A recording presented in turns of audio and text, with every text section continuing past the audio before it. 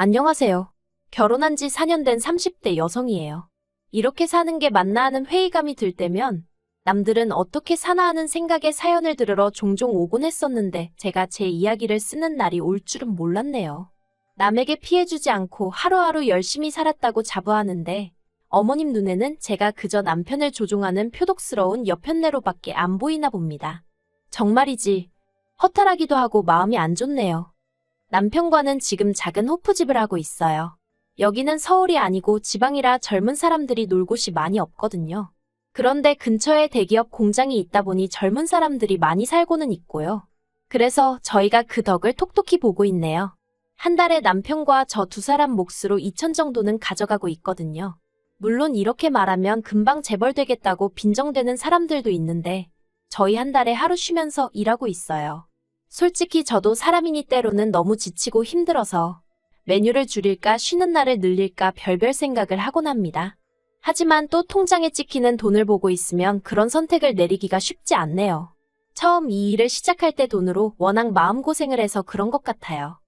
사실 처음 결혼할 때만 하더라도 저희가 이렇게 장사를 하게 될 줄은 몰랐어요. 저는 저대로 남편은 남편대로 직장 생활을 하고 있었으니까요. 다만 제 직업은 그렇게 돈이 되는 일은 아니었습니다.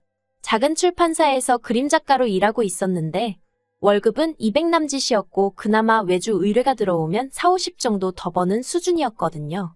반면에 남편은 3교대 생산직으로 월에 400 정도는 벌고 있었어요.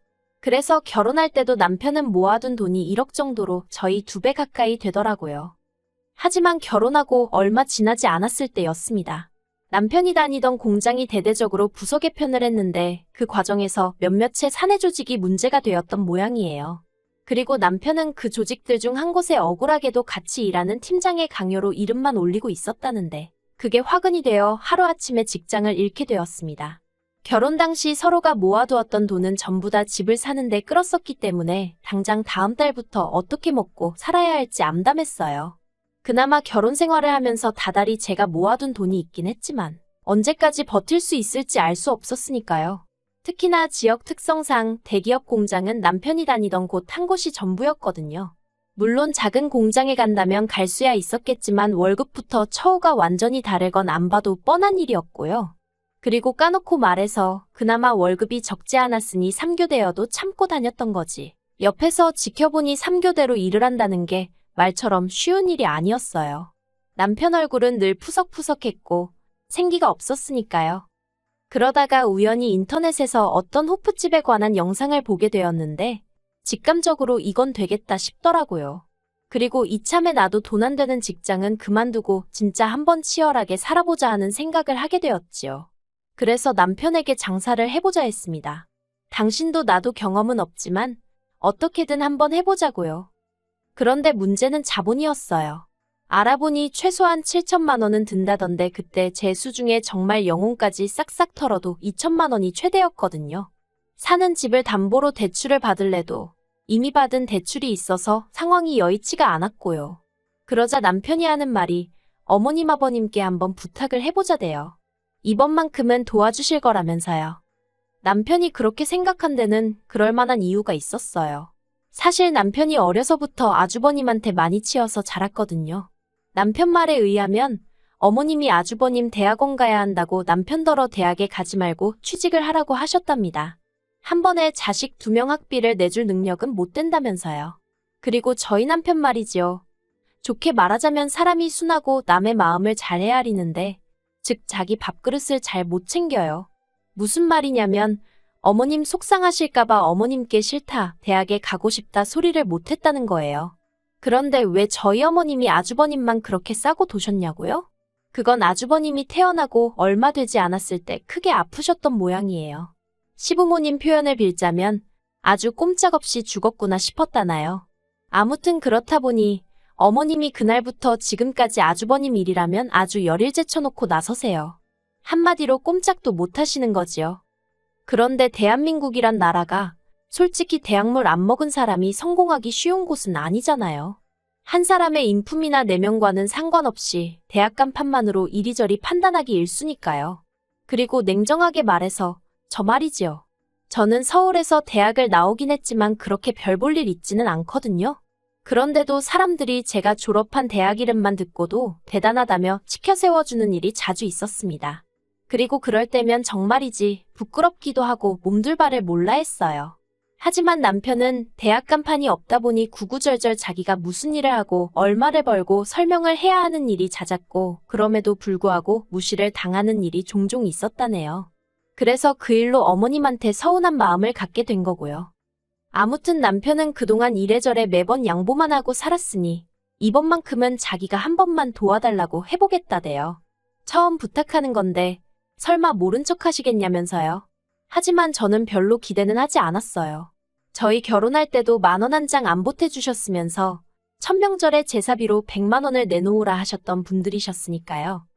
그리고 며칠 뒤 시댁에 갔던 남편이 아니나 다를까 아주 죽상을 하고 집에 돌아왔습니다. 어머님이 정말 1초도 걸리지 않고 그냥 무조건 안 된다고 하셨대요. 돈 없다면서 장사는 뭐 개나 소나 하냐고 그러셨다나요. 어머님 말씀이 아예 틀렸다고는 생각하지 않아요. 하지만 남편이나 저나 마음이 상했던 건 아무나 못하는 장사를 아주버님은 몇 번이고 했었다는 거지요. 그것도 어머님 아버님 돈으로요. 나중에서야 알게 된 일이지만 제가 남편과 결혼할 때만 하더라도 시부모님 두 분이 사시던 집은 어머님 명의로 된 자가였거든요. 그런데 언젠가 이사를 하시길래 집을 왜 줄여가시지 했더니 글쎄 아파트를 팔아서 아주버님 사업자금을 2번이나 대주셨더라니까요. 결국 저희는 친정부모님께 손을 벌렸습니다. 솔직히 친정부모님도 작은 가게를 운영하고 계시긴 했지만 노후가 완벽히 준비되었다곤 볼 수 없는 상황이었어요. 그런데 친정부모님이 선뜻 5천만 원을 빌려주시대요. 그게 가게를 담보로 했었다는 건 한참 후에서야 알게 되었고요. 이후로 저희는 정말 불철주야 열심히 살았습니다. 자기 사업하면서 고생 안 하는 사람은 없을 테니 그걸로 어디 자랑하자는 건 아니지만요. 남편은 새벽 2시까지 가게를 지켰고 새벽 5시에 다시 장을 보러 나가는 일상을 반복했어요. 저는 저대로 집안일을 오롯이 떠안게 되면서 오전 내내 집 청소에 빨래에 밀린 살림을 하고 점심부터는 남편과 함께 가게를 지켰습니다. 그러니 돈이 안 벌릴 수가 없었고 쓸 시간이 없었기에 자연스레 모이는 상황이었지요.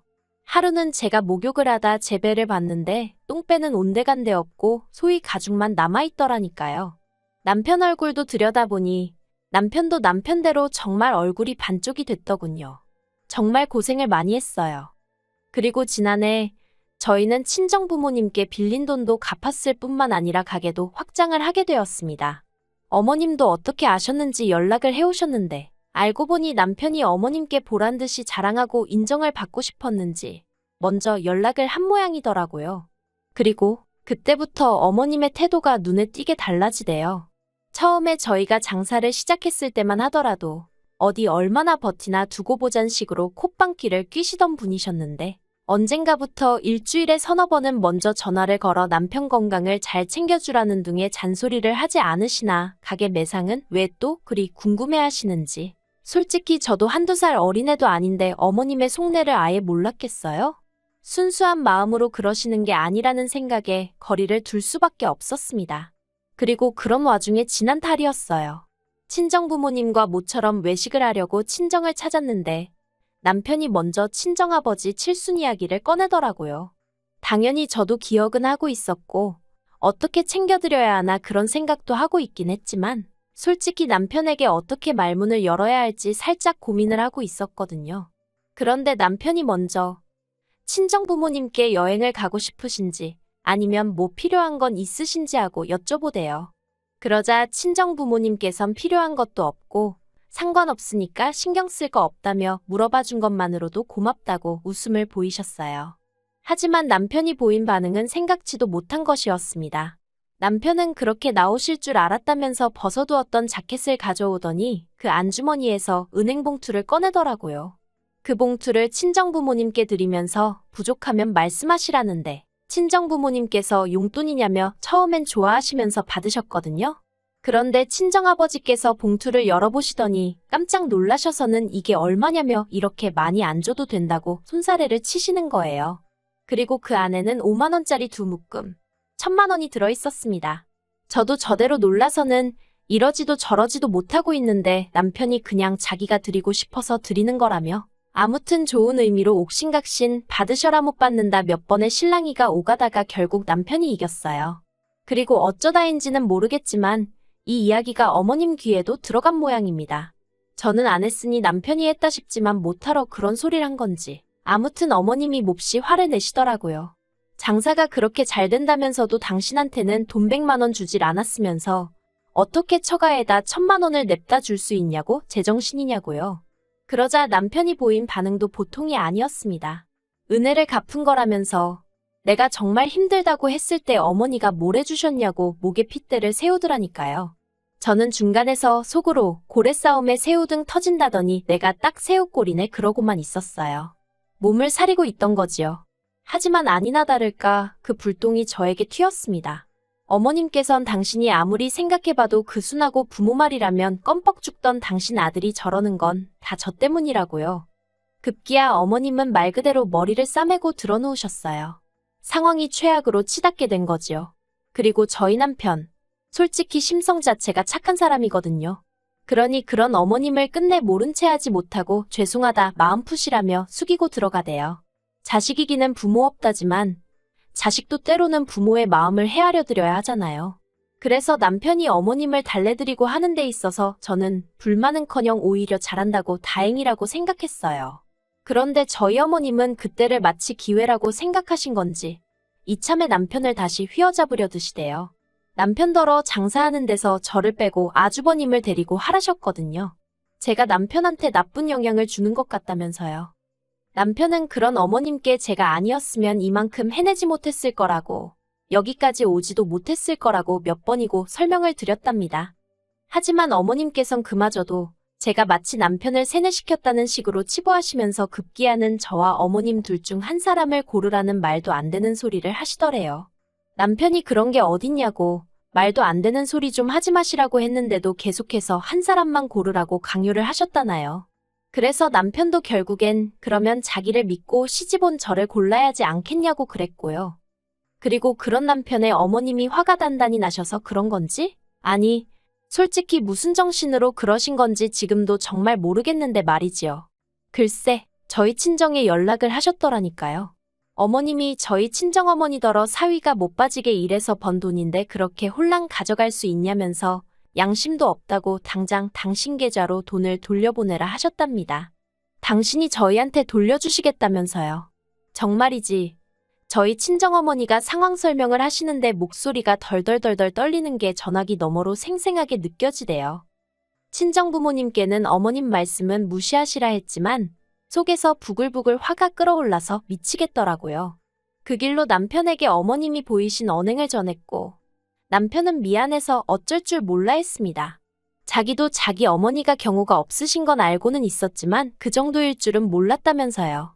그리고는 바로 저희 친정을 찾아서는 죄송하다고 몇 번이고 머리를 숙이는데 저희 친정부모님이 괜찮다 하셨지만 솔직히 남편에게도 친정부모님에게도 무척 불편한 상황이었지요. 저는 저대로 친정부모님 마음 상하셨을 걸 생각하니 남편 잘못이 아닌데도 남편이 꼴도 보기 싫었고요. 며칠 뒤 저희 부부는 시댁으로 향했습니다. 어머님께 저희 친정부모님께 경우 없이 행동하신 거에 대해서 사과해달라고 정중히 부탁드렸어요.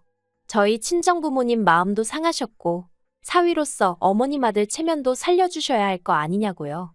그런데 저희 어머님이 보이신 반응은 가관이었습니다. 마누라한테 눈 돌아간 자식 체면을 당신이 왜 챙겨줘야 하냐면서 그렇게는 못하신다 하셨거든요. 그러자 남편이 정말 이대로 영 끊어도 좋다는 거냐며 목소리를 높였고 어머님은 어머님대로 영 끊으려면 끊으라고 당신은 아쉬울 것 없다는 막말을 퍼부으시대요. 그렇게 어머님과 남편 사이는 틀어질 대로 틀어져 버렸습니다. 저나 남편은 그저 가게가 안정되고 먹고 살만해지면 양가 부모님 잘 챙겨드리면서 살고 싶은 마음뿐이었는데 어쩌다 일이 이 지경이 된 건지 모르겠어요. 하지만 남편은 남편대로 그간 아주버님에게 치여서 자란 것도 억울한데 자기가 제일 힘들 때 어머님이 자기를 모른 채 한 게 그렇게 잊혀지지가 않는다고 하더라고요. 솔직히 남편 마음에 진 응어리를 제가 감히 어떻게 풀어라 마라 할 수 있겠어요? 그저 하루빨리 어머님이 먼저 남편에게 손 내밀어 주시길 바랄 뿐입니다. 아, 그리고 친정부모님은 결국 그 1000만 원을 돌려주셨어요. 어떻게 돌려줄지 고민 중에 이런 일이 생겼다며 무척 씁쓸해하시대요. 그래서 지금 남편과 어떻게 더 큰 선물을 해드릴지 이야기 중이에요. 솔직히 친정에 잘해주는 남편을 보고 있으면 고맙기도 하고 한편으론 시부모님 생각에 마음이 무겁기도 하고 제 입장에선 참으로 복잡할 뿐입니다. 그래도 제가 함부로 나설 자리는 아닌 것 같아서 조용히 있으려고요.